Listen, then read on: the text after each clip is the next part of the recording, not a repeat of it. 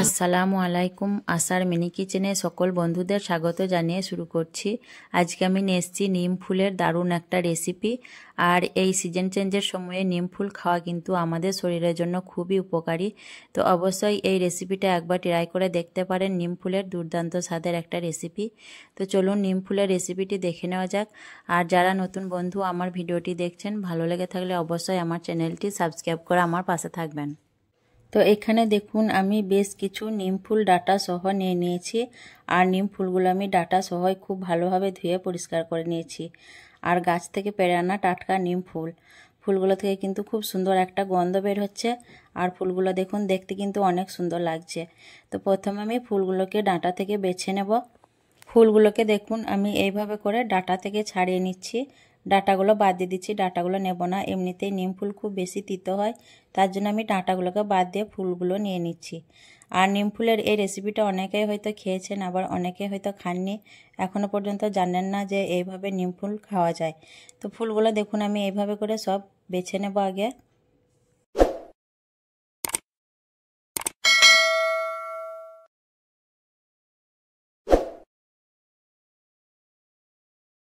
ফুলগুলো দেখুন আমি সব ছাড়িয়ে নিয়েছি।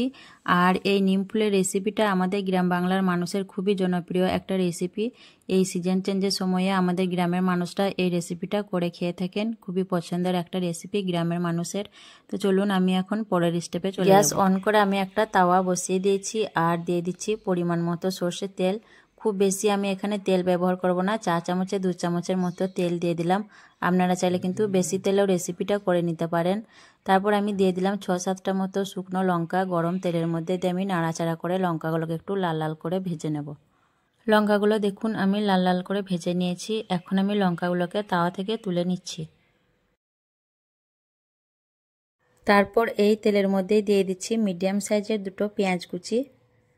আর দিয়ে দিচ্ছি খুব অল্প পরিমাণ নুন। পেঁয়াজ ভাজার সময় অল্প নুন দিলে পেঁয়াজটা খেতে ভালো লাগে, তার জন্য আমি অল্প নুন পেঁয়াজ ভাজার সঙ্গে দিয়ে দিলাম। দিয়ে আমি নাড়াচাড়া করে পেঁয়াজটা ভেজে নেব। আর আমি খুব হালকা তেলে রেসিপিটা বানাবো, তার জন্য দেখুন আর তেল ব্যবহার করিনি। খুব অল্প তেলের মধ্যে আমি পেঁয়াজটা ভেজে নিচ্ছি। পেঁয়াজটা একটু যখন লাল লাল হয়ে ভাজা হয়ে আসবে তখন আমি পেঁয়াজটা তুলে নেব। পেঁয়াজটা দেখুন আমি বেশ একটু লাল লাল করে ভেজে নিয়েছি। এর থেকে আর বেশি ভাজবো না, এর থেকে বেশি পেঁয়াজটা ভাজা হলে খেতে ভালো লাগে না। আপনারা চাইলে কিন্তু এর থেকেও পেঁয়াজটা ভেজে নিতে পারেন। দেখেই বুঝতে পারছেন আমি কিভাবে পেঁয়াজটাকে ভেজে নিয়েছি। দিয়ে এখন আমি পেঁয়াজটা তুলে নিচ্ছি।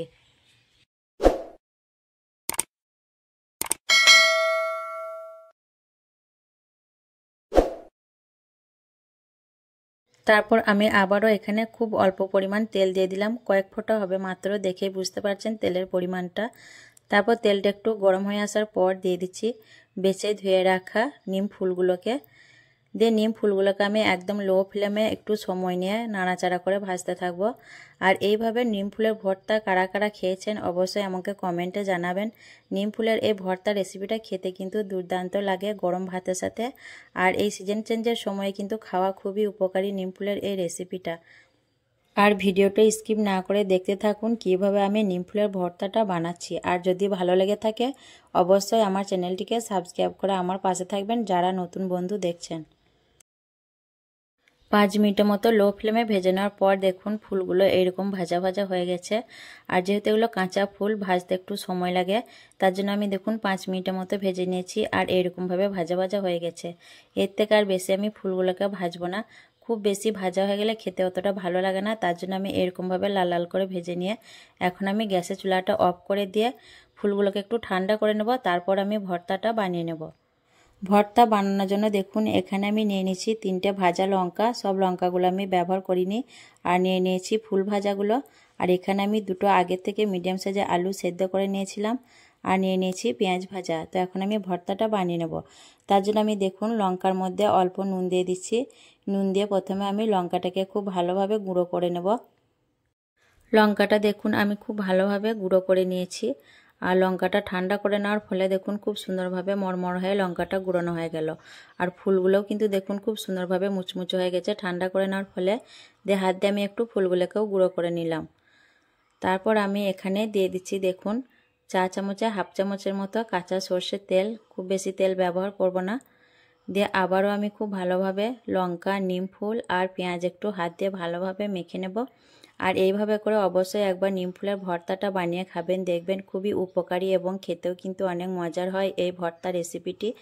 তো যারা খাননি বলবো অবশ্যই একবার এভাবে নিম ফুলের ভর্তাটা খেতে।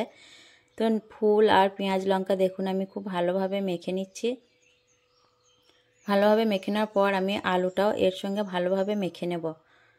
ভর্তাটা যত ভালোভাবে মেখে নেবেন ভর্তাটা খেতে কিন্তু ততই ভালো লাগবে। নিম ফুলের এই ভর্তা রেসিপি যদি আপনাদের ভালো লেগে থাকে অবশ্যই কমেন্টে জানাবেন, তাহলে আমি আবারও একটা নিম ফুলের ভর্তা রেসিপি আমার চ্যানেলে নিয়ে আসবো আপনাদের জন্য।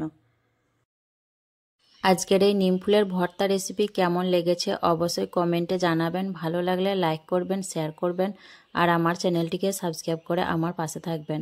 আসবো আবারও অন্য কোনো রেসিপি নিয়ে। সকলে ভালো থাকবেন, সুস্থ থাকবেন। আল্লাহ হাফেজ।